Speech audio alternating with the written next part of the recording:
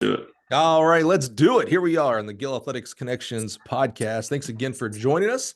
I think we're going to have a lot of fun. I always like to bring, coaches from around the country and really around the world here every week to explore, uplift, and honor what the great journey they've had in this profession. And then if you're a regular listener, you'll know that we also like to bring, I don't want to call them outsiders. They're fringe. They're not coaches, but they have maximal input into our sport. And today is no different. We're going to learn, first of all, an amazing track background. So you're going to enjoy that. But we're going to learn about kind of track equipment, track service to coaches in the realm of track and field equipment. So let's get to it. Help me welcome the vice president, which is hilarious, vice president and owner of Skippers Elite Athlete. Help me welcome the wise and wonderful Mr.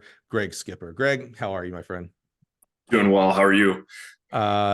Right now, better than you. And what I mean by that is, so right before we hit record here, Greg was talking about his allergies.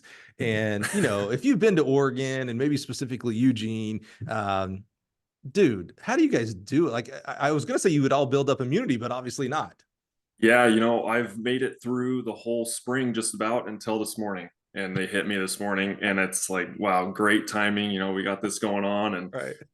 So if you guys hear me sniffling, it's just allergies, luckily. Dude, So when I'd never been to Oregon before I got to Gill and got here. And I remember within the first year or two, we go to Eugene. I'm with, my now since retired boss and mentor, Fred Dixon. And we go out there and, he is just, he's doing the eye drops and he's loading up and he's like, are you not, and I felt nothing. And he was telling me about, the valley to to Eugene and when you drive from Portland down, you see it's the grass capital of the world. So the grass seed and all that. And I was like, oh man, that's got to really suck. Fast forward, I go there now every year, at least once a year. So, about the third year, I'd go and I'd be like, man, I got a little tickle in my throat. I must be getting sick or something, whatever. I'm old. So get to year 6, 7, 8. And I'm, my eyes are hurting. By year 9, I realized, holy crap, I've now got allergies from going to Eugene at least once a year, man. And now it's now I'm kind of like him. It sucks, man. I'm drugging myself up when I go. Holy cow, man. Yeah. You can't get away from it. And, you wash your car and then an hour later it's covered in pollen, an inch deep. And it's just, it's an uphill battle out here sometimes, but we're pretty blessed out here in the summers, pretty mild. Oh, yeah. And so you deal with the allergies and you deal with the rain to get those 3 months of awesome weather in the summer. So Yeah, anybody who tries to sell up wherever they live as the best place on earth, they're just wrong, right? I mean, even like California, it's Oregon, obviously. Yeah, well, people love California. Oh, the best weather in the whole world, yada yada. It's like, yeah, you have earthquakes and fire. Like, it's not heaven on earth. Texas, oh, it's always hot in Texas. Yeah, it's blazing hot in Texas. Florida, it's like, man, you got hurricane. Like, nowhere's perfect. Like, maybe Hawaii, actually. Maybe Hawaii. We'll give them a pass, and it's pretty perfect out there. So I'll it's pretty nice. Although volcanoes, you got to watch out for that. Yeah. So what do you want? Maybe earthquakes, volcanoes, snow, or tornadoes and hurricanes? Yeah. Pick your poison, figure out where you're going to live. I love it. Or allergies. There's your other. There you go. Yeah. Greg, tell us a little bit. So, you are owner of Skippers Elite Athlete. There's a little bit of history there with Skippers and Krausers, and it's kind of hard to say Krausers without Skipper and Skipper without Krausers because of the business here. Why don't you give us kind of to explore here a little bit, a 30,000 foot level. Tell us about Skippers Elite Athlete. What do you do? Your service to coaches. Kind of give us that kind of information.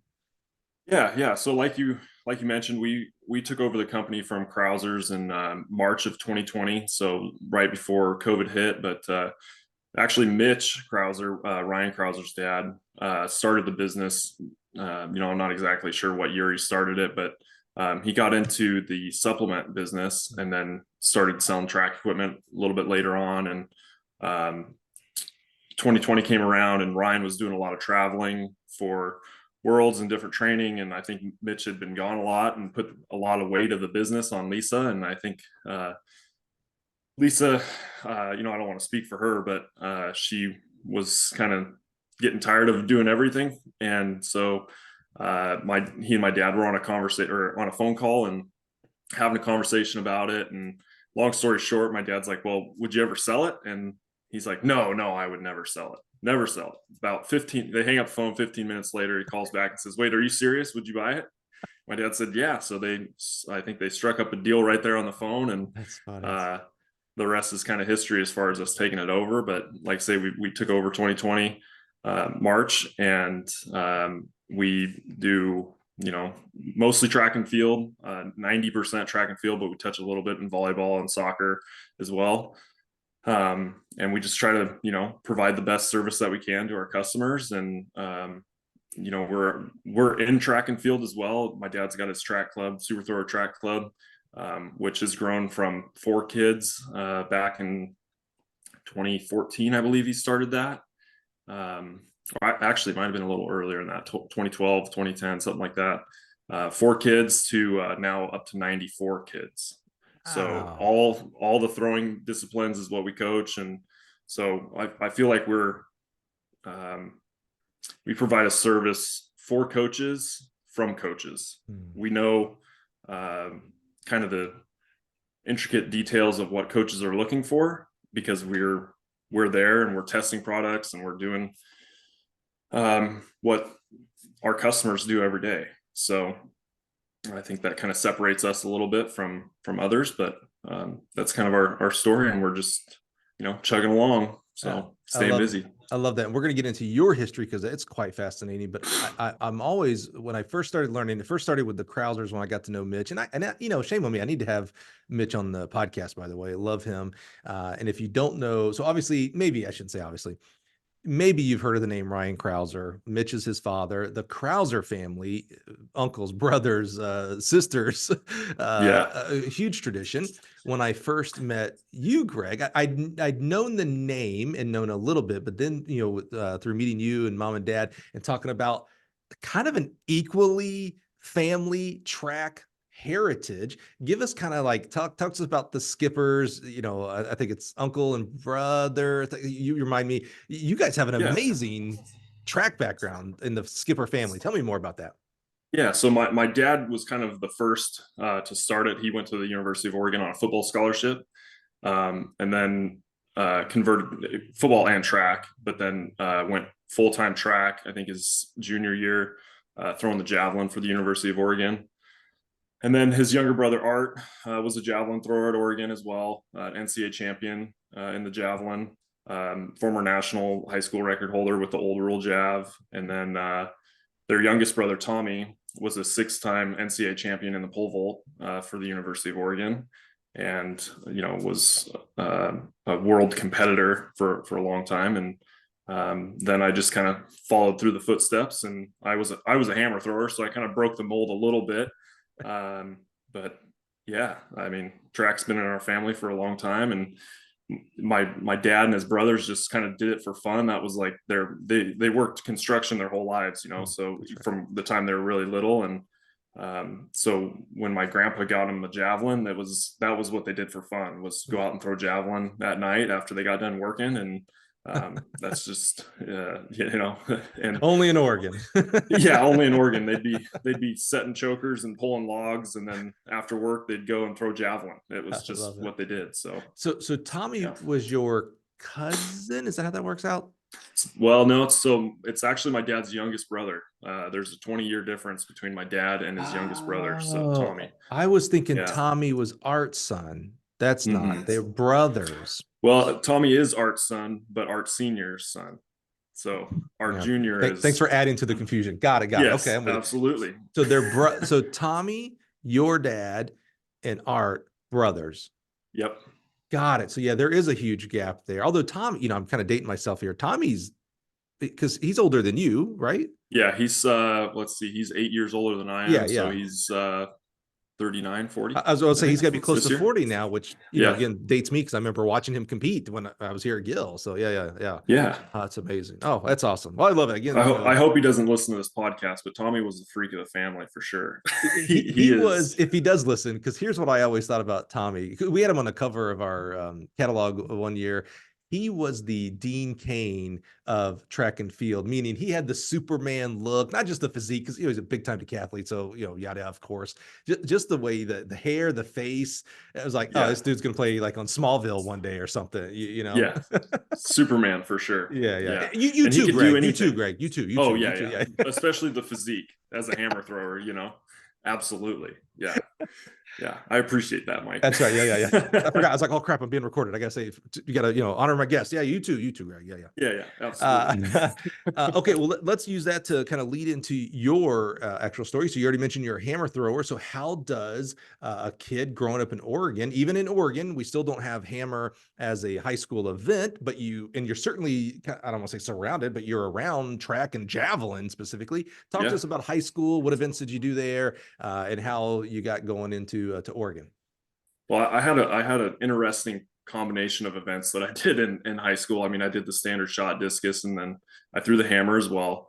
And I got into the hammer. My brother just happened to find one at the local high school, and he's like, "Hey, Dad, what is this?" And he's in 7th or 8th grade, and he's like, "Oh, that's a hammer. Give it a whirl." And so then, I'm 4 years younger than my oldest brother, Eric, and so 4 years before he started, I was getting started, and just kind of fell in love with it. And also, I was throwing a little bit of javelin, in elementary school and middle school, and then I realized that my dad knew a lot about the javelin, but he didn't know anything about the hammer at the time. And so I really gravitated towards doing something that he couldn't coach me in. And I was just kind of a stinker. So went with the hammer. A lot of parents are listening right now, shaking their head, going, "Yeah, that sounds right." Okay. Sounds right, Yeah. right? So looking back, I probably should have been a javelin thrower. I've got the the length for it, whatever. But no, the hammer was just kind of spoke to me, and I was competing at the time against Sam Krauser, Ryan Krauser, and so when you looked at the state leaderboards, it was okay. Here's Sam throwing 250 in the javelin, and I'm coming in as a freshman, or and maybe he hadn't thrown 250 at the time, but I was comparing myself to Sam, and I was like, I'm throwing 130 feet right now in the javelin. There's no way I'm going to get there. And so I thought, what's the best opportunity for me to get a scholarship? And that was the hammer. Did the two families grow up together?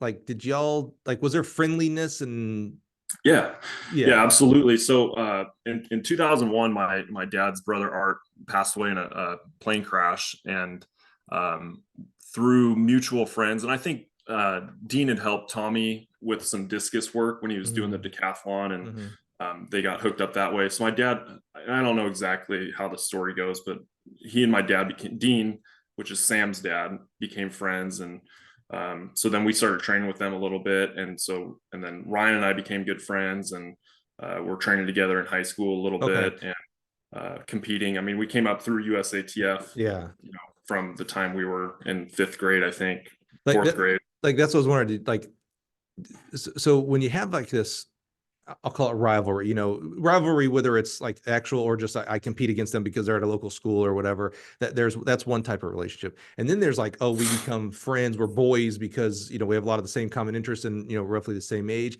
And then there's, a brotherhood, like, yeah, they're family. They may not have the same last name, but we're family. Where do you think you and Ryan and Sam, because it was a really special time, not only nationally high school throwing, but Oregon, obviously, specifically. It was pretty crazy during that time. Yeah, so I think I'm answering your question here. I would consider us family. Yeah. We did a lot of Christmas parties together. I mean, we're family. So that helps. Yeah. So absolutely. You're picking up the hammer to spite your dad. We get it, because I know Dad's listening. So and I'm sure Dad right now is going, yeah, well, that's the truth. So good. This isn't new news to him. Right. So hammer, even in Oregon, and by the way, where in Oregon are we growing? Because we're not growing up in Eugene, if I remember correctly. No, I grew up in Oregon City, which is about 25 minutes or so southeast of Portland, and then Sam and Ryan were in the Gresham Barlow area, which is another 25, 30 minutes east of Portland as well. Got it. So Okay. All kind right. of, yeah. Yeah. And we're about 20 minutes apart, 30 minutes apart growing up. So Got it. Got it. So even in, Trackland USA, Oregon here, the state, hammer coaches aren't just growing on trees because it's not part of the high school event. So how are you learning hammer during the high school time, high school and club, that kind of period? Yeah. So I actually started with a gentleman called named Todd Taylor. And he really got me going. He was, I forget if he was coaching at Mount Hood Community College at the time that I started, but he had some kids that he was coaching as well in the high school ranks. And I really have a lot to thank Todd for getting me started. And then we kind of went different ways. I went down to Concordia and met gentleman named Mike Milakovic, who I trained with for about a year before he moved. And then I started training with James Parker, who was a hammer thrower at Utah State, and I believe he threw really close to 80 meters, 79 mid or so. Really great guy. But his coach was Stuart Toger, who was the Oregon coach while my dad was at Oregon. He coached Lance Steele to the American record, Koji Marufushi. He coached, the list is very long who he coached, and is still considered one of the best coaches to ever do it. And no doubt. I can remember going down to Eugene when I was a kid and meeting Stuart and throwing hammer with him for the first time. And I think I might have been, oh boy, 7th grade or so when I first met him. And I took one throw, and my brother and I both were chewing gum, and he said, "Spit your gum out. You can't throw hammer and chew gum at the same time." And that is a very short piece of just kind of, that's how Stuart was. It was his way or the highway. And so later down the line, get into high school, and Stuart started coaching me and helped me a lot through my college career, and just with video analysis and training. And so So one, I always have to make sure we shout out our podcast alums here. Back in I think it was season 1 or season 2, a couple of years ago, we had Lance Deal on the podcast, and definitely Tugger came up, and definitely his way or the highway was reiterated by Lance. I think slept on his couch to be cooked. Like, there was no other way. He's like, I didn't have any other way. I was, it's so funny with Lance. He wasn't even air quotes here, a hammer thrower when he went out there. Like, he still, I love this stat. He went to Montana State. He does not own the school record in the hammer at Montana State. I remember when I went there for a visit, and I looked at school records, and I was like, oh, Lance Steele's got to be obviously he's going to be the hammer school record holder. It's like, he's not. He was the discus school record. I just love that. Pretty impressive career by him as well. I mean, shot, discus, 100%. Hammer, obviously. And that's what I love. A guy who was not his best in college goes on to set the American record. I mean, that's a story. I mean, first of all, I think it's a story about hammer development overall. But anyway, okay. So how did you get to Oregon, and what were you thinking? You're an 18-ish-year-old kid at this point when you go into college. What were you thinking in regards to a major, what I want to be when I grow up? What were you thinking professional wise as well? Yeah. So, it's funny. I actually owe a lot of my recruiting success, like getting recruited by multiple schools, to Ryan and Mitch Krauser. They helped me a lot, because Ryan was obviously #1 in the country. And so he was going on all sorts of recruiting trips. And I believe that they were helping get my name out there and saying, hey, you guys should be looking at this guy as well. And so I owe a lot to them for getting my name out there, because I was just a 180-pound kid from Oregon and throwing the hammer. I mean, I was throwing okay, 214 or so my junior year, and then 230 my senior year, and 229 if you want to be specific. But hey, as you get older, bro, don't worry, that's going to keep getting better. You just start rounding up, right? Yeah. So I got a call, I think, from Lance Deal, because he was the coach at Oregon at the time, and he said, hey, I just want to let you know I'm going to be recruiting you, but I'm not going to be recruiting you very long. And I was like, okay, sounds good. And long story short, it was because he was retiring from coaching at Oregon. And so Robert Weir came in and took over the recruiting process for him. And he got me to Oregon, and, we struck a deal and got me there. And I was pretty set on Oregon. Okay. I was gonna ask now if you know anything, and by the way, Greg, I know I'm bringing up Ryan and Krausers a lot. This is about you, but your story is woven into your point about, Ryan taking trips. So I apologize for keep bringing up Ryan. No, but if you know anything about Ryan's story, here's a family who, much like the Skippers, Oregon, all alum, and then Ryan goes to Texas. So that's what I was going to ask. I think a lot of people assumed Ryan was going to go to Oregon.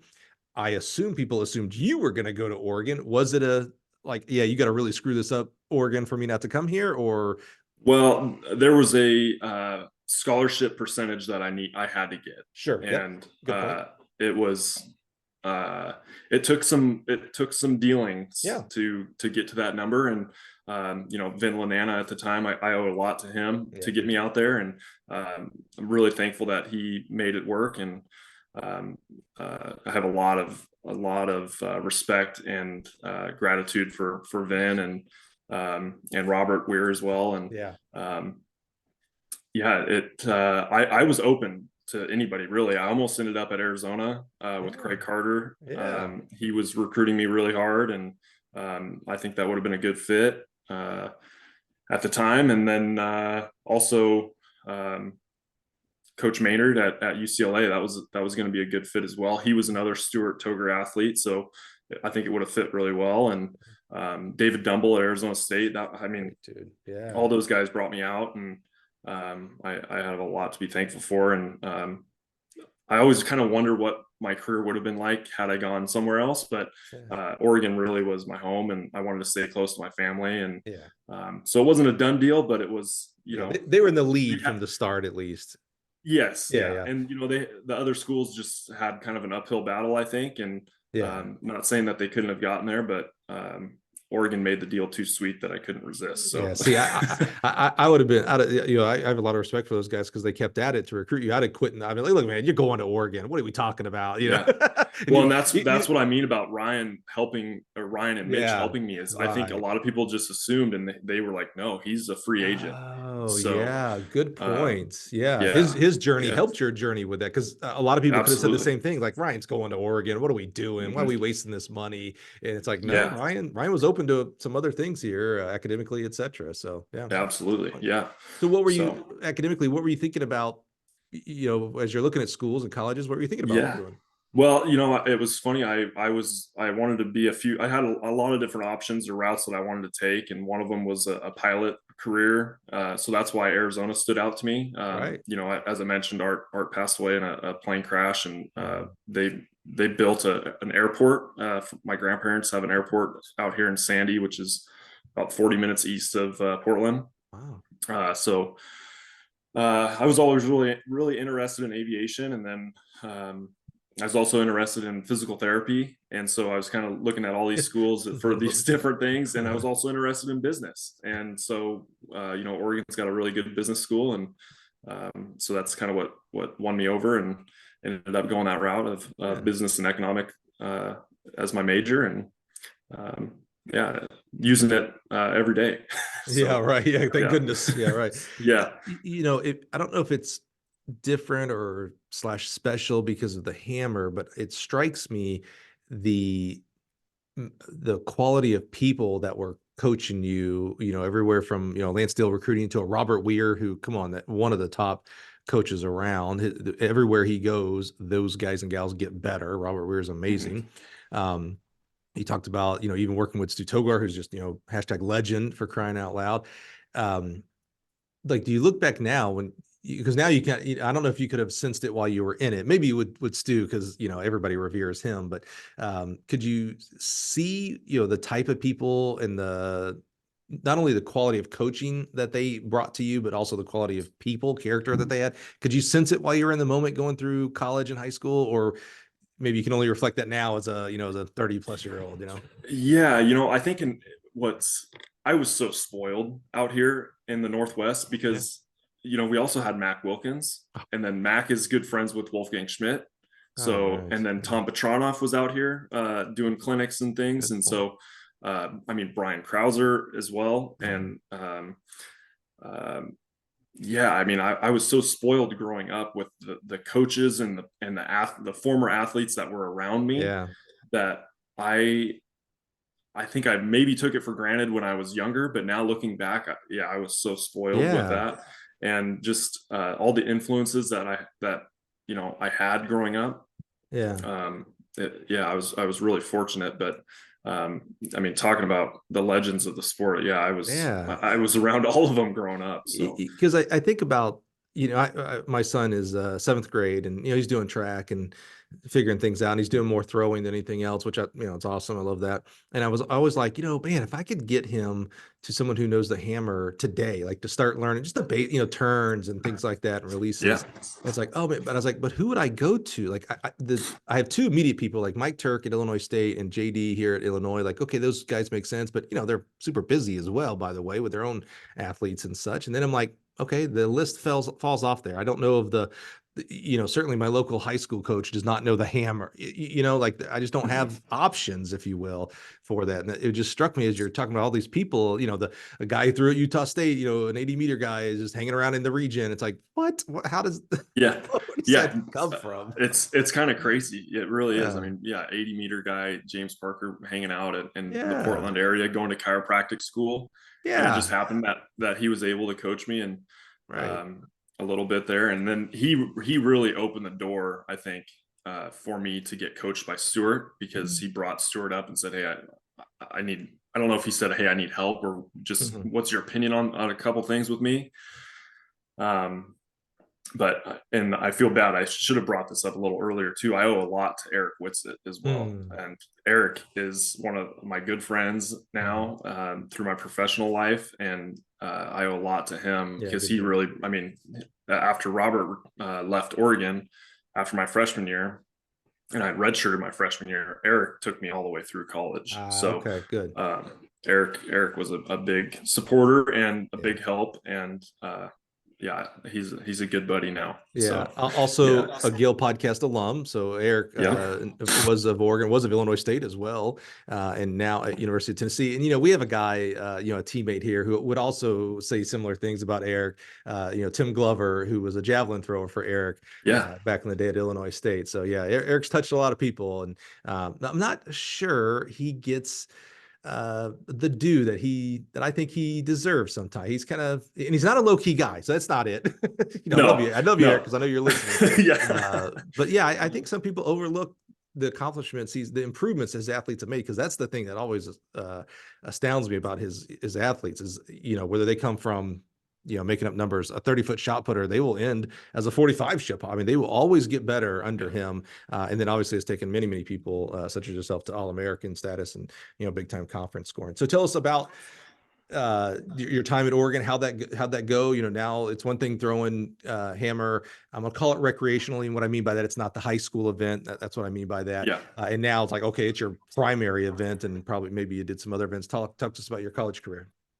Yeah, so freshman year came in, actually ended up getting injured after the indoor season, and took a medical red shirt. And then let's see, came out my red shirt freshman year and threw, I think, 67 meters or so, and got second at Pac-12s, and then went on to the NCAA meet, and again through 67 meters or so, which back then was pretty good. Now looking at 67 meters, it's not going to get you anywhere as far as It's conference goes or crazy. NCAA level. I mean, things have just come up so much, but and which I love, because What it helps the sport and you got?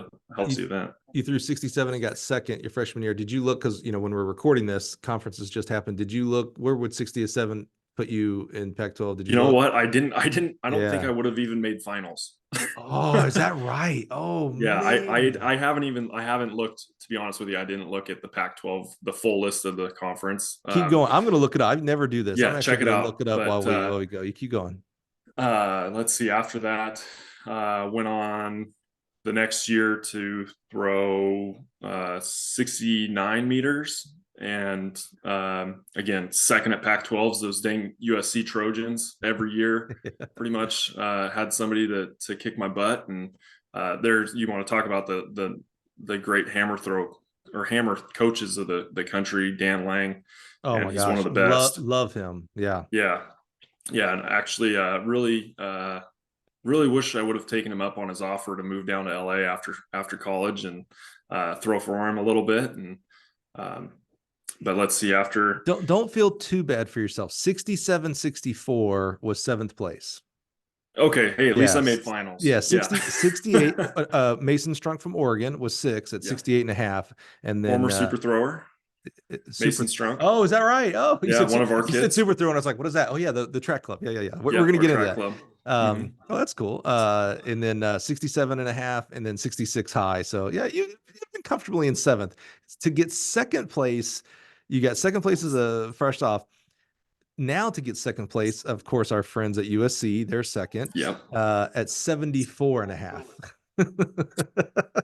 Nice. That's amazing. Nice. All right, keep going.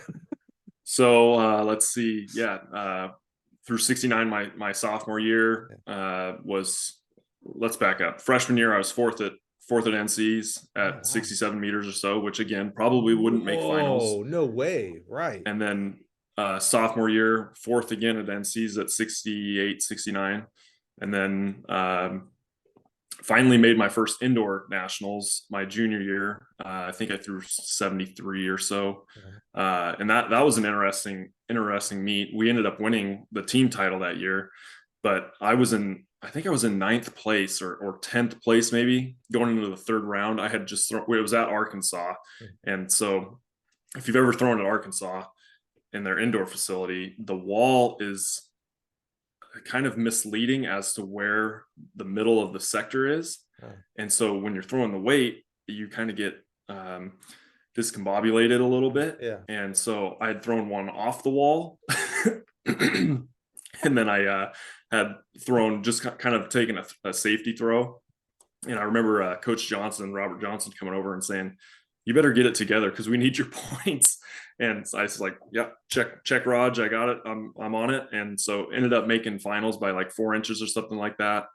Got into 8th place and kind of got the nerves out a little bit, just making it to finals. And then ended up placing 5th that year indoors. Had a PR, I think, that meet, and went outdoors and threw over 70 outdoors for the first time, and went, I think, 70 mid, 70 low at nationals for another personal best, and got 3rd that year. And then went back to indoor nationals the following year for a 4th place. And then last hurrah there in 2016, we got another 3rd place at nationals. But all that to be said, or all that to say, I still feel that today my most cherished accomplishment of my track and field career was winning 4 team titles with the Ducks. I mean, to do that with the teammates, exactly where I was going to cool. go next. So I know Vin very well, and I had a great conversation with him at Penn Relays this year, and we talked about philosophy as a head coach, a director, and and even as a head coach, director, hiring assistant coaches. And he really impressed upon me. He's like, Mike, he goes, because we were watching the hammer or discus. We were watching either men's hammer or men's discus. Well, he likes to watch things go far. He is really about track and field team, not distance. In fact, he made the comment. He goes, when I interview a coach for whatever discipline, throws, jumps, it doesn't matter. He goes, I'll ask and talk about the other events, and if they just have no care for the other events, or like, hey, just let me coach throws, Vin. I'll give you the greatest throw squad in the world, but I don't care about jumpers, sprinters, whatever. He won't hire him. He is about team. So I was curious. That's exactly where I was going to go next. Is at least during your time frame, what was the culture like? You guys won a lot of titles during that time, Pac-12s and NCAAs. What was the culture of the team, of like how you guys attack? Because I think a lot of people would love to win the state meet as a high school coach, or their conference meet, or, you know, the same thing on the college side. What was the like it was interesting that Robert Johnson, who I love, I love and miss Robert Johnson a lot in the coaching world. You know, he's the head coach. He comes over to you, the thrower, and says, "Hey, you need to get it together because we need your points." Like, to me, that's a culture Yeah. thing of like, he could have just dismissed. He could have went to Eric and said, "Hey, Eric, get your guy in check because we're gonna need this," and go back over to jumps. You know what I'm saying? But Yeah. talk to us about the team culture that was built and building during your time there. Well, Robert had a fantastic slogan that we used the whole time the whole time he was the head coach, and it was, we get all the boats going in the same direction and headed to the same place, which is the team title. And to do that, we had to invest in each other and empower each other to all be better and to be our best every single day at practice, and to hold each other to a higher standard. But I think what really resonated with me, and, you know, thinking back and reflecting on it, Robert would always talk in our team meetings that, hey, let's just say, for example, I threw 65 meters or something. Well, to have Mac Fleet come up to me, you know, Mac Fleet was an NCAA champion in the 1500, and for him to come up to me and say, "Hey, really good job today," it's like, no, I threw like crap today, right? So it was investing the time to know what every single person's good days were and what their bad days were, and then to support them during the meets and during practices, and just buying into the whole system and the whole process of everybody getting better was huge. So how did because leadership matters. So it has to start with the coaches, but it very quickly needs to go down to, I'm gonna call it the seniors, your captain, you know, your guys and gals who've been there for a few years, and then that needs to trickle down to your freshmen who will become your juniors and seniors and stuff. How did they cultivate that? Because there's probably many ways, but there's two ways in my mind of how you do this to go win a championship, whether it's conference or nationals. One is, hey, Skipper and Eric and you throwers, stay there, go become the best you can be. And then when you get to nationals, go score points. And we're going to take those points and we're going to add them over here to Curtis. He's got a sprints and hurdles group, and he's going to get us this many points. And then our distance, you know, and then we add those groups together and we all celebrate because we won. That's one way. The other way is what you're describing there is Mac Fleet, who's the 1500 meter, you know, national champion, because easily dismiss the rest of the group. Like, look, man, I'd love to come support you, but, you know, I'm trying to do my thing over here too, and that'll help you because I'll get 10 points. And the other way is, you know, Mac cares about and listens and knows what you're doing in your events, and vice versa. You know what, you know, I can't remember other people's names. I don't think you were there when Eric Mitchum was there. What Eric's doing in the hurdles, Oh yeah. Oh, you were? Okay, yeah, I love it. Yeah. No, I wasn't. Oh, okay, Actually, I coached with Eric Mitchum at Lincoln High School after college. Love Eric to death. Yeah, yeah, love him. Yeah. So you're mentioning kind of that the latter part there, where like we're a team that you happen to do throws, you happen to do jumps, you happen to do distance. So how did the coaches cultivate that, and therefore it disseminated down to the athletes? Yeah, so I think like I was saying, it's more of like getting the athletes to buy into your system, and getting, like you say, it's getting the captains and your leadership athletes, you know, the athletes, maybe they're not a captain, maybe they're just in a leadership role for the event group or whatever it may be. It's getting those individuals to buy in, and then they go out and sell it to everybody else. If they're not bought in, because your peers have more respect for you than they have maybe for the coaching staff. And so if you can't get the leadership to buy in, you've got nothing. And I really feel that, you know, we had a Navy SEAL, we had multiple Navy SEALs come in and do like motivational speaking and like team building activities and things like that. And one of the things that he said was, and I'm going to get this wrong, but it is essentially, it was an individual working by themselves is going to achieve less than an individual working for their team or their teammates.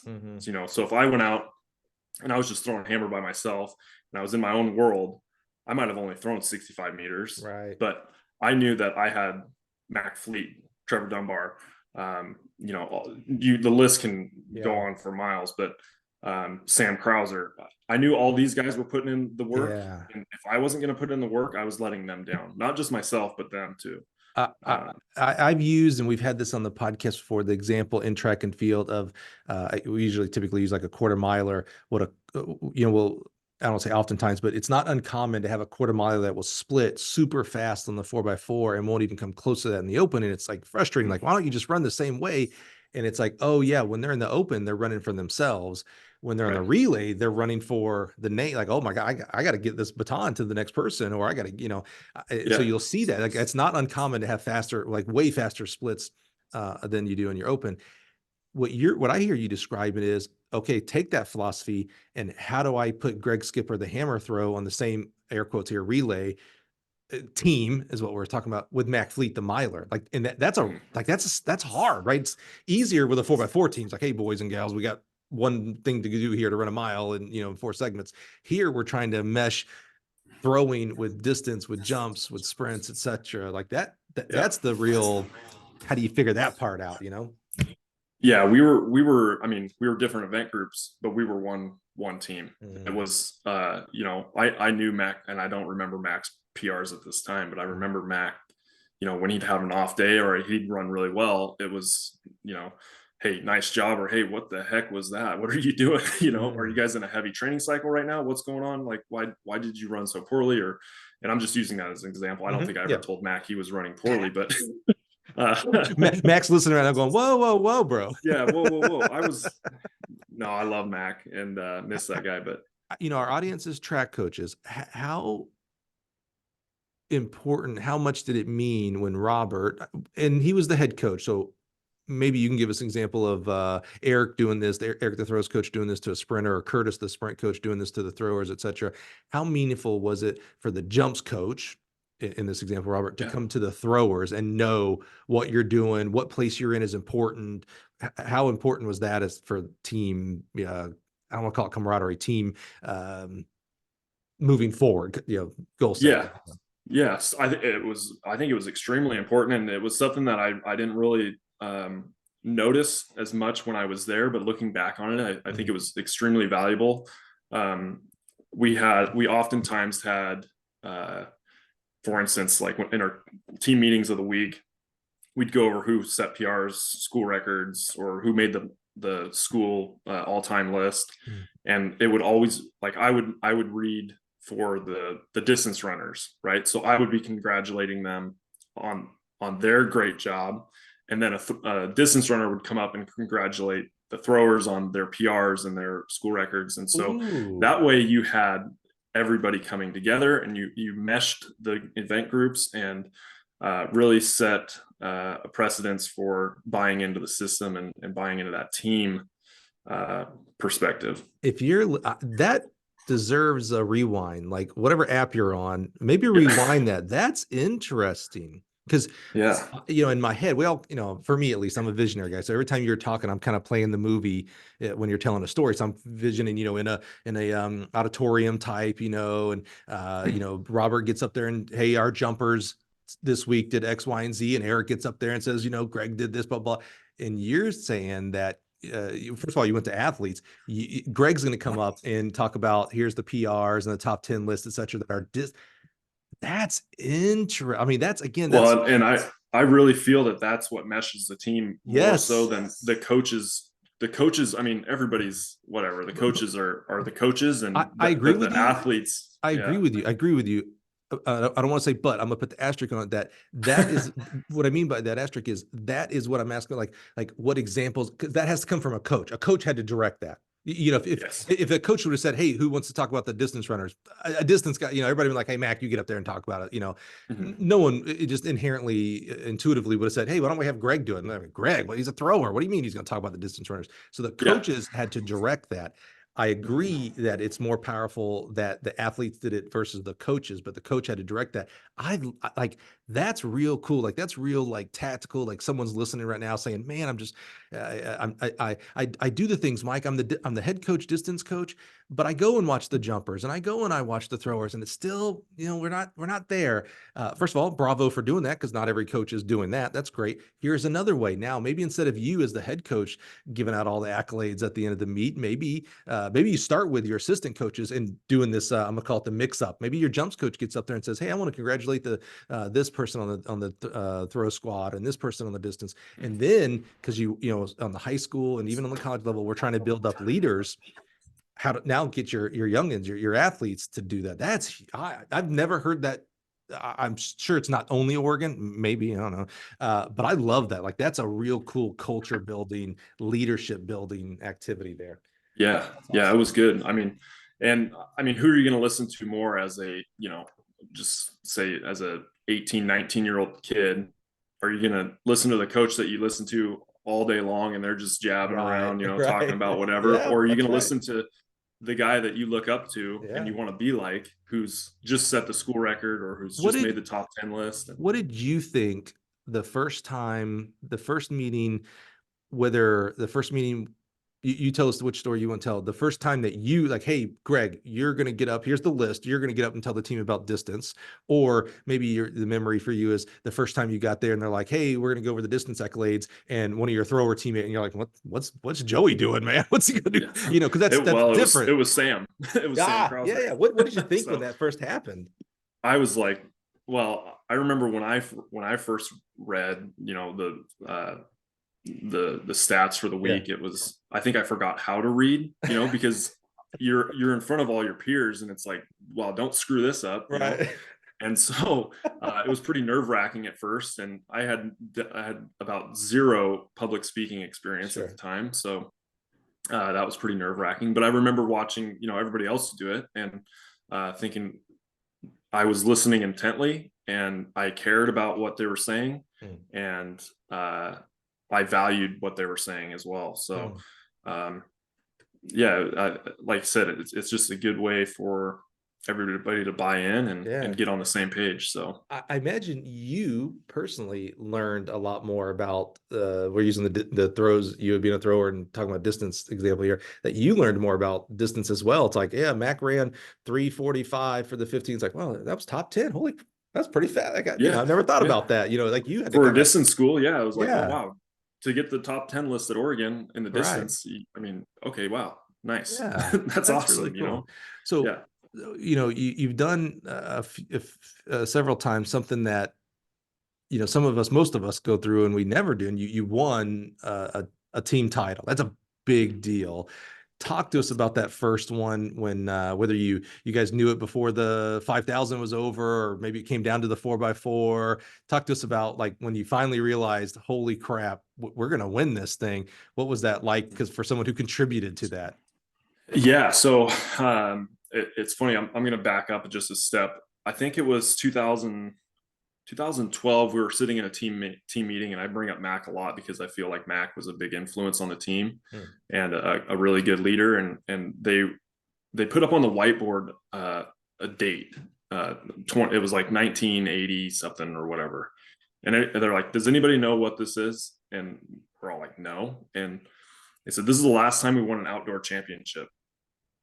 And everybody looked at each other like, "No, that's not right. Oregon wins everything." Right. We had this thing, or this ego and this expectation that we just win. Yeah. No, it's not true. And so I think I vividly remember Mac and I taking this new approach to getting everybody bought in, and just like what we were talking about, getting all the boats lined up and getting them headed to the same direction.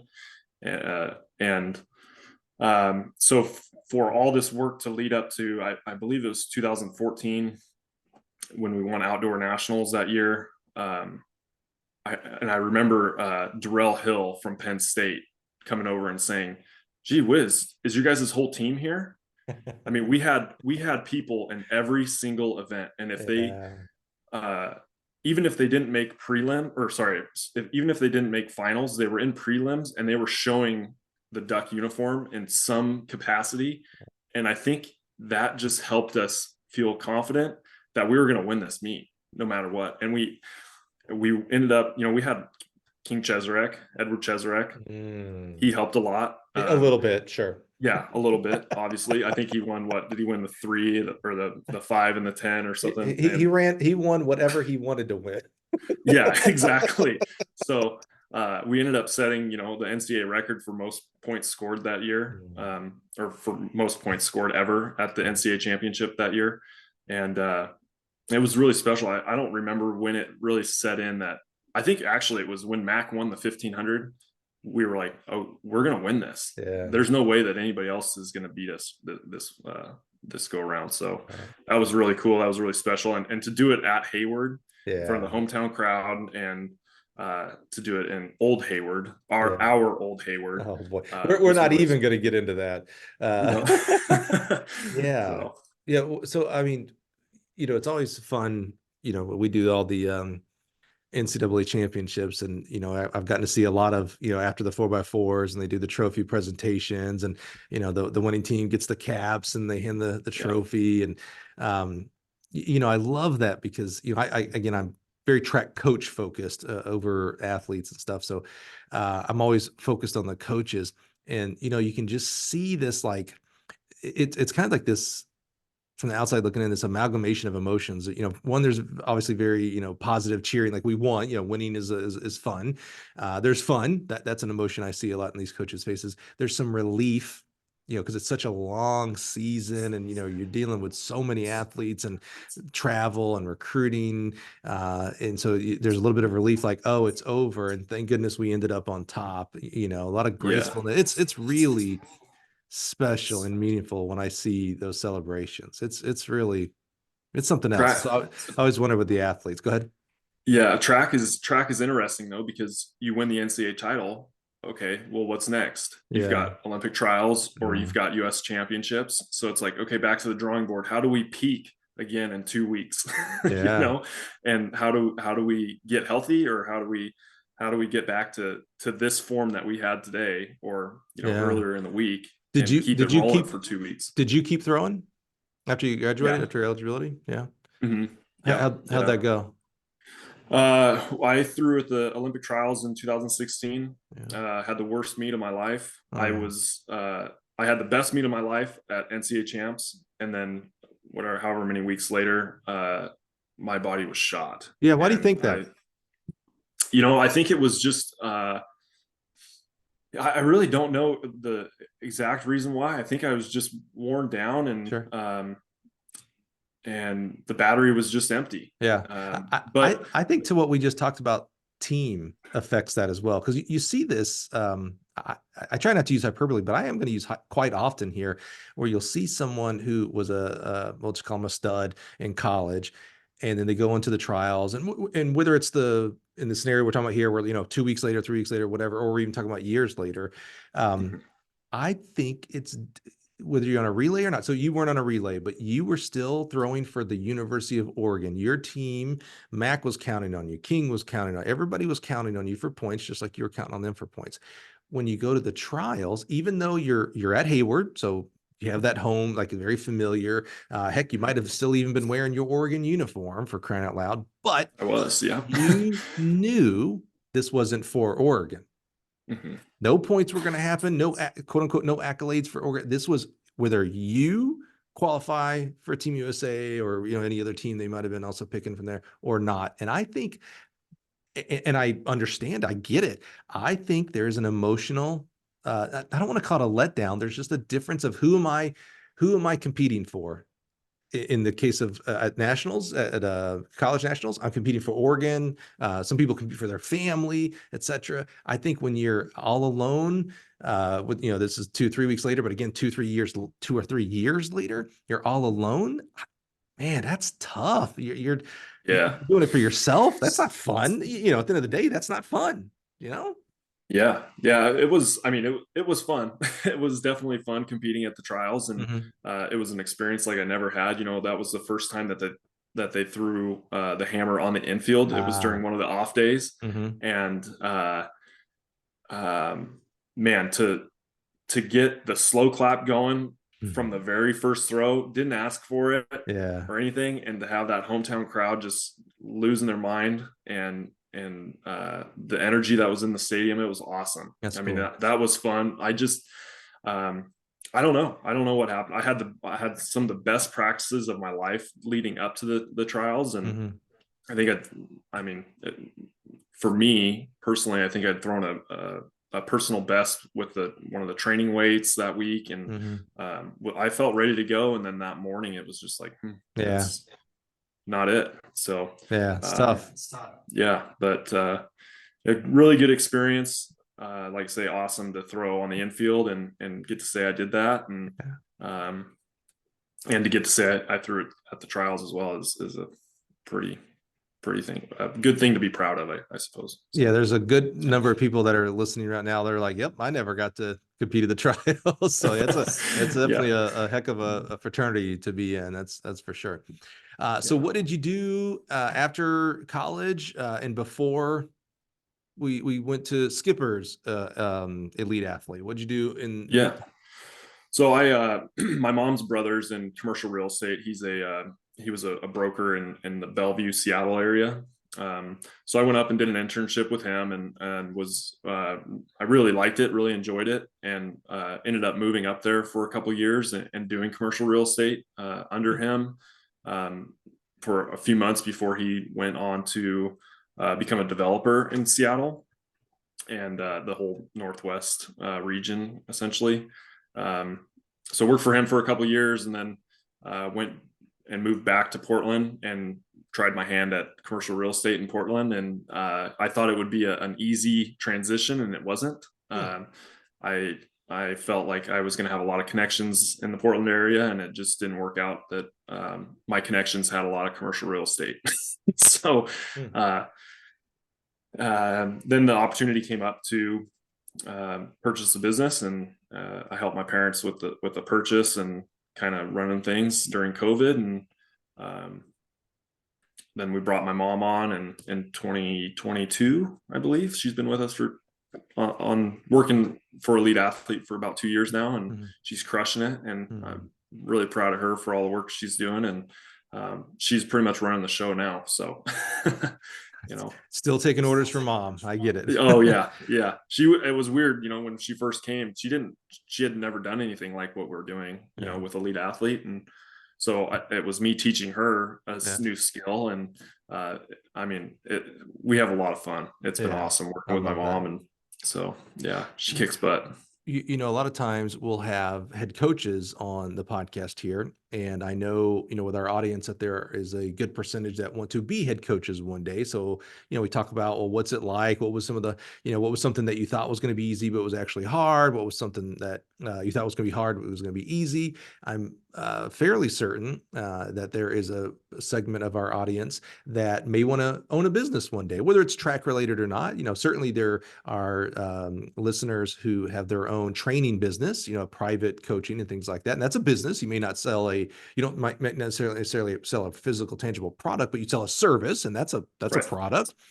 Tell us knowing that you also did this right as COVID started. So when I say what was some of the hardest things you had to get over, we'll just take the number one thing to the side. We know COVID, essentially all your customer base just stopped. No one was buying track once the track season was over. Beyond that, the obvious, what were some challenges that you guys had to overcome and have overcome? By the way, I gotta give props to Greg and the whole team there. I love mom and dad to death.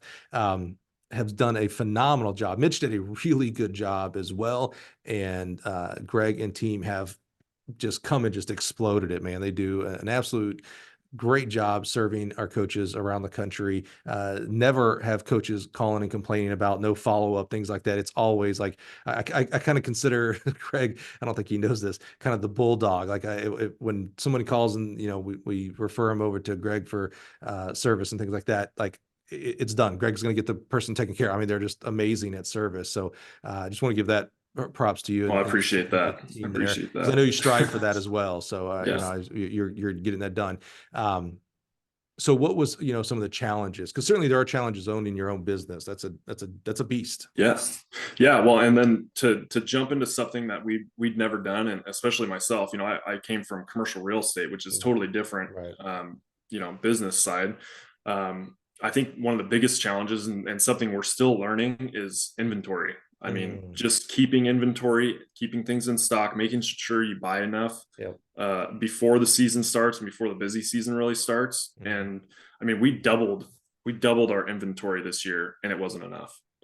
And we've done that every year, just Wow. about. And maybe that's a testament to what we're doing over there, and just the relationships that we've been building. But it's crazy. We get our inventory in, and it's like, there's no way I'm going to be able to sell all of this. And then sure enough, a month later, it's, we're out of X, Y, and Z. And I know Gil has similar challenges Yeah, as it's well. yeah, you're speaking my language here. I always call it the Yes. dreaded F word, forecasting. Yeah. Yeah. There'll be absolutely zero reason why one year this one discus doubles its sales versus every 10 years. We take things on averages, it's just data.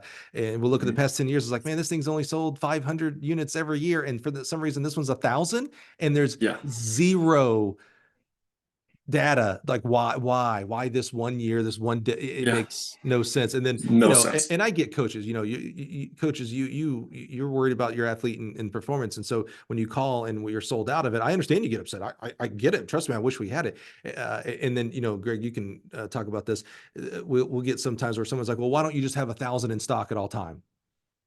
Well, because that costs a lot of money. That's exactly right. Yeah. Unless And you want those discuses to cost a lot more, you just can't hold it all. Yeah. You just can't.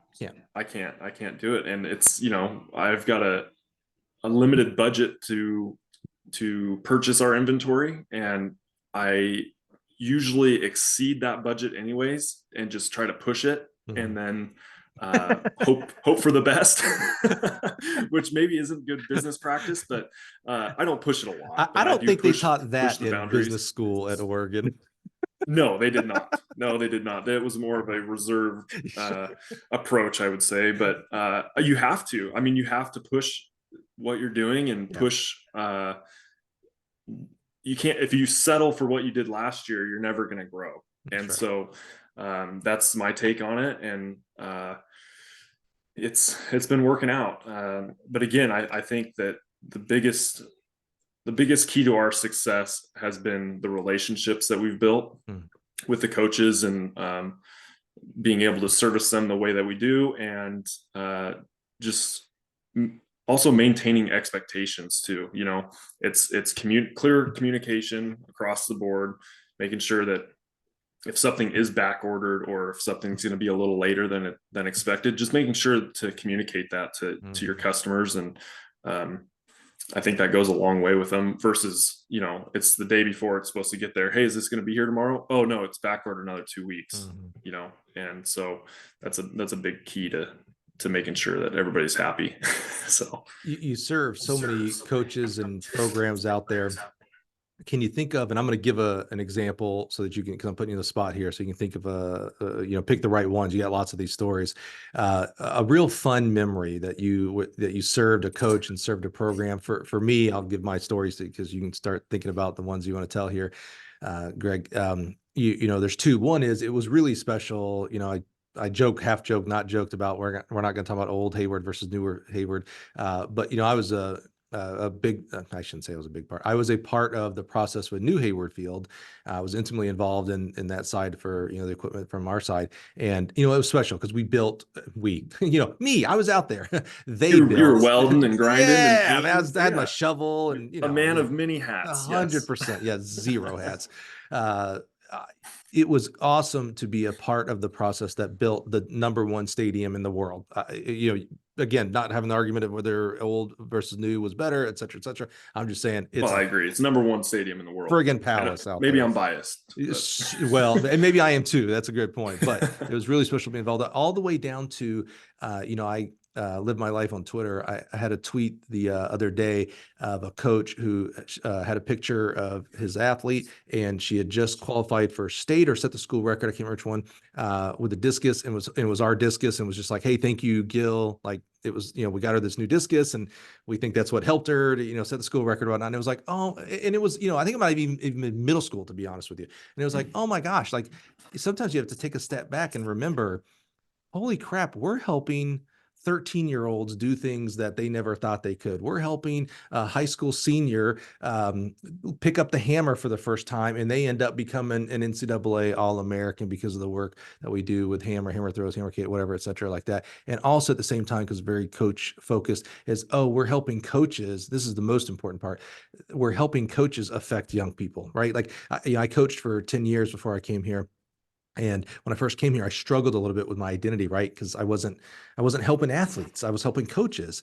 And then one day, I don't remember the conversation, but I had a conversation with a coach about some equipment, and I hung up and I was like, we must have talked about like how many kids she had on her team, and it was like 100 and something. And I was like, oh man, I might actually affect athletes more now than I did as a coach, indirectly. Mhm. But now if I work with 100 coaches and they have, on average 50 kids per team, I just helped. What's that math? 5,000?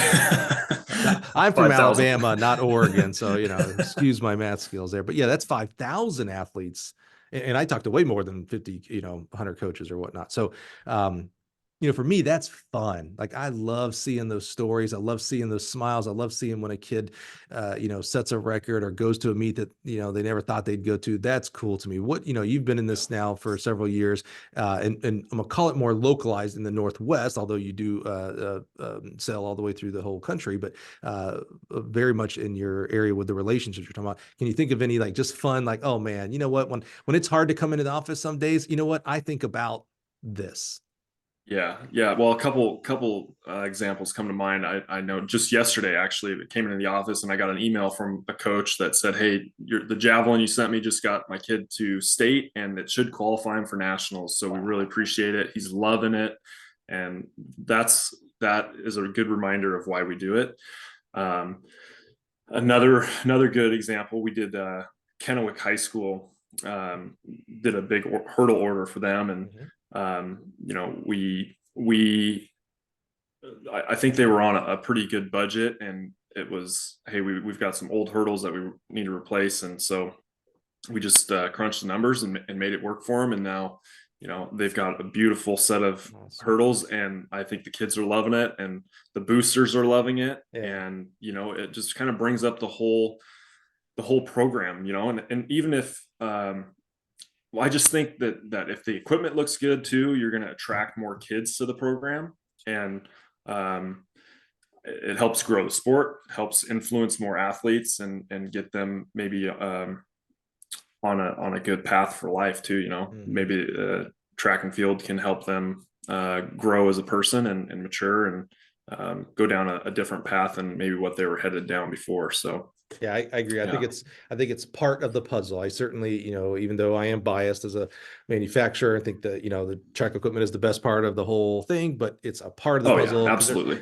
It's a part. I'm biased, but I am realistic that, it's uniforms, it's the coaching and coaching staff. It's the, I love this culture of personal records. So everything from, PR chains to this one program does a PR baton for everybody who sets a PR, things like that. Some schools, I think this is so cool. I think I'd have been better at track if my coaches would have done this. They'll take an actual record, like an LP. You're too young for that. So this is a disc, Greg, that they used to put. I think I've seen one of those in a movie once. Yeah, not a CD. Right. Yeah. Go watch some old movies, and they'll write, the record that the kid just broke, and then they get a baseball bat and they smash, they break the record, right? Like that's cool. That is super cool. I think it's Q up in Colorado, another podcast alum, Quinn Pack. He I think he said, so he was doing that, but he's pretty artistic. He's really a great photographer and stuff. He was making the records too nice. The kids didn't want to break them. He's like, I think I outsmarted myself, man. He's like, the kids don't want to break it. I was like, yeah, man, you got to just put the number and let's move on. Yeah. But I love, wow. That's awesome. I think the equipment, to your point, is part of the puzzle that includes a lot of other things: coaching staff, culture, uniforms, et cetera. Absolutely there. And that totally made me forget. I had a really good next question too. As the host, it's my job to like really just keep this rolling, and then Yeah. I forget these things sometimes. No, I had a great. I knew this was a good one. It's Here it back. is. It's Yeah. back. See, and no editing. So you guys see all the warts and all of what we do here. Earlier, you said something that I thought was really cool. Like I love, like, the guests we have here are amazing. Greg, you're no different. Where you'll just hit this real hot quote. You don't even know you're maybe saying it, but you said it earlier. We provide a service to coaches from coaches. When I think about our team here, your support staff here at Gill, I think about, I already mentioned Tim Glover, an 84, I think is his PR javelin thrower, Carly, a pole vaulter, Rob, a miler, Dean, a decat. Like, I think of like these guys and gals all coached and were athletes and things like that. And so I love that DNA. How do you keep yourself into that? So like right now, like for me, like I was a coach for 10 years, but man, I haven't coached in 20 years. But I keep myself grounded by really keeping my finger on the pulse of coaches. And I use social media and in person to do that. Right. So I'm, every day I'm reading what are coaches posting about, what are they concerned about? What are they happy about? That's how I keep what's a coach, what are they still going through today in 2024? Because it's different than what 2014 and 2004 when I was in the game. Right. And then in person, I'm always going up to coaches. Hey, how you doing? What's going on? Like, I don't care how good your athletes are. Honestly, like I love when they PR, but I don't care that you coach in high school 45-second quarter milers or 54-second. I don't care. I care that you care about them and that you're giving them good experiences in our sport. You are doing the Superpower Track Club. This is keeping you in the mix of coaching and athletes. Tell us more. You said your dad's done this for a while. Tell me more about your involvement and what's going on with that. Yeah, so Super Thrower Track Club. It's Super Thrower. I wrote Super Super Thrower, yeah. Power. No, Although Super Thrower. Super Power is kind of cool. You might want to change. I don't know. We'll look into changing the name after this for sure.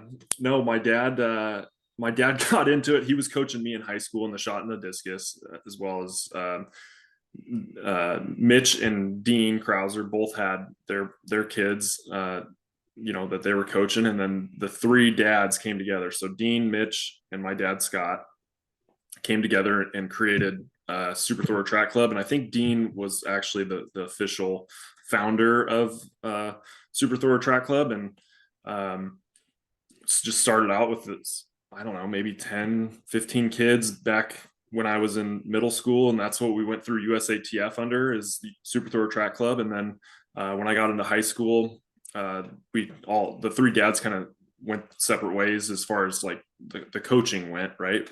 We'd still go out and train with them a little bit here and there, but it was a little bit more separated. It wasn't under a club essentially. And so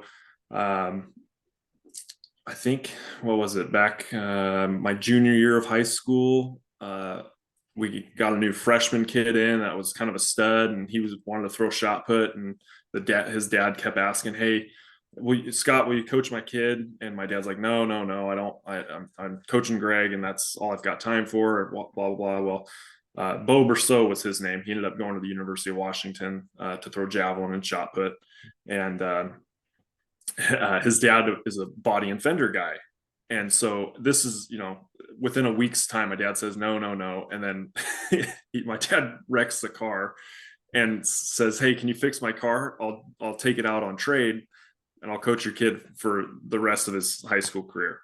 And the guy's like, "Yeah, absolutely. 100%. It was just a little fender bender or something. I don't remember exactly what it was, but so it started with Bo and I, and then it turned into another couple kids at Oregon City High School that my dad started coaching. And like I said, Bo got a scholarship to the University of Washington, and then another girl got a scholarship to Sacramento State, and then it just blew up from there. We got a girl from Lake Ridge, and then we got another few kids, just word of mouth. I mean, my dad's never advertised, period. Never advertised. It's just been word of mouth.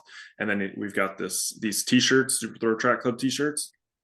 That's the only advertising we've ever done for it. And so, fast forward to the present day, we are up to 90 odd kids. We've got myself coaching, my dad still coaching. Then we've got Mike Heeb, who was a 70-meter javelin thrower, and Grayson Fleming as well, who threw at the University of Arizona. He was a hammer thrower I know that name, for a while. He's a CSCS, certified strength and conditioning coach. So he's been writing all of our strength and conditioning programs for the kids, and doing a lot of really good work on the social media, just making sure that the kids get the recognition that they deserve. And so, we're out at Clackamas Community College a few days a week and just coaching our hearts out, and it's been awesome. Nearly 100 kids in just the throwing discipline. So shot, discus, jav, and hammer. Yep. Just the 4 events. Wow. Yeah. Do you, are you, I assume most kids are coming as shot putter and discus throwers, because that's the, what we do in middle school and high school all around the country. Are you introducing everybody to the jav and or hammer? Like, do they all, like, you got to take a turn? They may not all throw it, of course, but do you introduce those 1 or 2 of those events? Yeah, we definitely, we don't really introduce the javelin to a lot of kids. If they are interested in it, absolutely. But hammer, 100%. At least give it a try, because it's a really good opportunity to get a scholarship, as far as that goes. And it's worth a shot. Most kids have never even heard of it at that time when they first come to us, because Oregon doesn't throw the hammer at the high school level, right? So we've really been trying to build the event and get the word out there that this is a good opportunity for kids, and just another discipline for them to try and to potentially be very successful at. The hammer is my favorite event, not because you're on the podcast. No, it really is. Throughout my whole coaching career, I always went to practice early, because the hammer throwers always practice early, just to watch. I loved it. And what I loved about it, I remember this, I was at Ball State. I was the women's assistant coach, and Lane Schweer, one of my best friends in the whole wide world, was our throws coach. And we had this long jumper, Holly, and she was a walk-on. She'd walked on right before I got there. And we were in the MAC. MAC's a tough conference for all events, throws for sure. And she just wasn't getting it done where we needed to be for the long jump in the conference. And I don't know what, I think Lane was my roommate. So we were talking, just how do we, how do we get her involved? She was a great kid. Like, we wanted her on the team. It's like, long jump's not going to do it. And he's like, he goes, let me try the hammer. And, I was still very, very new, still even, to this day, but back then knew the hammer. And I was like, really? I was like, she's done no throwing. He's like, yeah, you don't really, it's a little bit different. So it's not like you got to come with some kind of shot put background or whatnot. And so I would go and watch, and, because I was like, well, I'm going to be real interested how he takes someone from zero to competent, right? And, just started teaching her. I think he taught the turns first, and then, added something in the hand, just kept going. Well, so that was her sophomore year. She ended up scoring, I think she got 7th or 8th in the conference her senior year. Yeah. Right. And that really just showed me, like, to me, the hammer's different. First of all, I remember being struck. We talked about Dan and USC earlier. I remember one of my first national meets, I saw this girl in walking to the hammer, and I was like, oh, she's lost. The high jump is over here. I mean, she was like 6'1", probably weighed a buck. I mean, skin, just, she looked like a high jumper. And I think she won that year, the hammer. Oh, wow. Yeah. And again, it just showed me, like, oh, wow, all body. I've seen super tall, super short, super big, super small have success, because it seems like an event. This leads me to my question. It seems like an event that if you can, I think you do have to have coordination. That might be the one, like, real requirement, but it doesn't seem to take, like, super strength, like the shot put kind of does. It doesn't seem to take super, like, I don't know that I've ever seen a discus thrower that doesn't have a wingspan of a jet. It seems like you really need to have the levers for discus, but I've seen all mixes do it successfully in the hammer. Is the hammer lend itself to someone who I don't want to say a grinder, but someone who can just come in and work and learn and do over and over and over. And you can become, there's still got to be God-given talent. So you may not become an Olympian just because of that, but like, you Right. don't have to have like necessarily like super talent before you can go in and do well in this event. Am I off base here? You tell me. No, no, I agree. I think the hammer's interesting. I think you have to have something though. You know what I mean? You have to, if you don't have the levers, you have to have the speed. If you don't have the speed, you have to have the strength. Right, And right. you have to have some piece of the puzzle there. But everybody has their own throw. And I guess that's, the same for all the throwing events, but the hammer specifically, you look at everybody's technique and it's always different. Granted, they may do, some of the basics the same, but everybody adds their own spice to it. Right. And so to answer your question, no, I 100% agree. You could take a kid that is not the quickest through the ring in the discus or the shot, but he can throw the hammer far because he has good rhythm and good coordination, and maybe just a good feel for the hammer. Yeah, and that's a good see. This is where the hammer thrower actually comes in and puts good things. That you talk about rhythm coordination too. It's like, okay, yeah, I may have someone who's super strong, super tall, but if they have no rhythm, it's not going to happen in the hammer. Sorry, No. you do have to have this. You don't have to be excellent. You correct me where I'm going to misspeak here. You don't have to be excellent at any or all of them, but you have to be proficient. It's a little bit, when I said that kind of makes me think of, we recently had Steve Rainbolt from Wichita State on the podcast, and he was a very good 7-something, 7.2, 7.4 high jumper that wanted to do decathlon because he watched him. And he was like, man, 48 in the 400, that's not crazy. Like in the open 445, that's crazy. He's like, I don't have to be great at an event. I can just be good and really good. The hammer seems to be one of those events, like when we talk about characteristics, I don't have to be great, whether it's tallness, lever, speed, coordination, but I got to be pretty good. And if I can be pretty good at all of them, I could be a really good hammer thrower. What was your strength in the hammer? Oh boy, I don't know. Like how tall are you? Because I know you get a pretty good. I'm 6'4", but I have a 6'9" wingspan. I was gonna say I knew you had a good wingspan. I remember that. Yeah. So you got some tallness. There's that. Were you more fast in the ring? Were you more? I was faster and more explosive. I mean, I could dunk a basketball, tomahawk dunk in high school. I was super explosive, and I actually high jumped in high school as well. So I had no technique, but I almost made state in the high jump my senior year, while throwing the hammer 230. So 229, sorry. So I think you just have to be good at anything. You just have to be a good athlete, period. Right. I guess it depends on what your definition of good is, right? Everybody's 100%. Level of success is different, right? That's right. So to reach your potential, you have to put the work in, and you have to just be good at the things that your event requires. I guess. The hammer just feels like that grinder mentality. Like you just got to put in the work every day. You can always improve, the turns, you can always improve on your turns, and whether it's the speed or where you're going from, maybe you're learning as a 2-turner and go to 3 to 4, things like that. It's just a fascinating event to me. Not only just the event itself, things going far, but it's just fascinating, the training aspect of it. This is something I feel like I talk about my son, like, I'm like, I don't know, he's going to be a very good shot putter. I feel like if he started today, he could end up being a pretty good hammer thrower. I don't know why. It could just be naivety on my part, but it's just a fascinating event. Yeah, to your point, I feel like the hammer is one of those events that it is a grind in training, because at least the way that we trained, there weren't a lot of drills involved. Maybe some drills, but you're doing the exact same movement for all of your drills, all of your specific strength.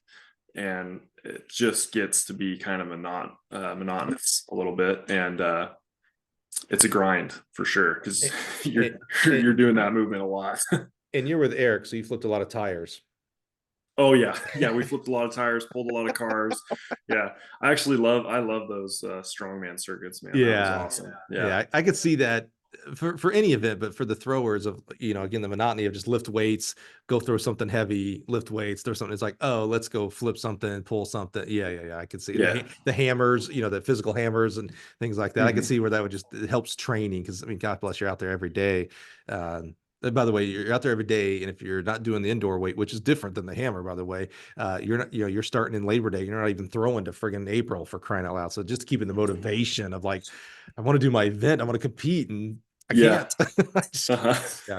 All right. Last two questions here, Greg. One is, what has got you excited? You're entering year 4, year 5 here for the business. You've grown every year. You're a great representative of Gill Athletics as a dealer. We're so grateful for you and the team. And, when you talk about serving customers and serving coaches, that's why we have you as a part of our team as a dealer for the equipment. We very much care about that coach. And we think having dealers boots on the ground is what's going to help. God bless you if you're in Oregon and you need me to come service something. I'm on the road all the time. You're going to be waiting for a year before I can get to you. Greg can get there, tomorrow, today, if he needed to. Right. What's got you excited as you're looking, healthy things grow. You love to grow as well and done a great job. What's got you excited? We're done with this track season pretty much. What's got you excited as you look forward to year 25, year 25, 26, 27 in the future? What's got you excited there at Elite Athlete? I'm excited for the new coaches coming in as well. I think every year there's new coaches always coming in, but it's like, I feel like my generation is now starting to move up the ranks from assistant coaches to head coaches to ADs. And that's got me really excited, and building those new relationships with them. And maybe they're not new relationships, but maybe it's a new relationship where they're in their new role. And so I'm excited for that, and excited to keep growing the business, and to reach as many coaches and athletes as we can, and to best serve them. So I'm really, really looking forward to the coming years. Yeah, as equipment manufacturers and equipment providers, we got to remember there are new coaches coming in every single year. That's so cool. Yep. Like, I mean, that's really cool. Someone is coming from, whether they're in track or not, an athlete or not, they're coming in to learn how to give positive impact on young people. And that's really cool. I mean, and by the way, thank God, because I couldn't do what I do without them. So it's just so grateful when people choose. I'd be out on the street without coaches, bro. I'd be right next to you, like, that's my boy Greg. We ain't got nothing to do. Yeah. All right, Greg. Lastly, someone's listening. And by the way, I know we're talking a lot of throws with Greg, and obviously he has a deep history, and his family has a deep history with that. Full service Gill dealer here, pits, poles, hurdles, obviously the implements, etc. Construction equipment. So he's done several cages, of course, right? He's a thrower, sand pit forms, etc. So don't hear just throws. Obviously has a lot of throws passion, but obviously service is your complete program there. Where can someone maybe get a hold of you if they want to talk to you about, maybe looking for some Gill equipment from you and your team? Yeah, definitely. So we've got a website. It's www.eliteathleteinc.com, or give us a call, 503-492-3889.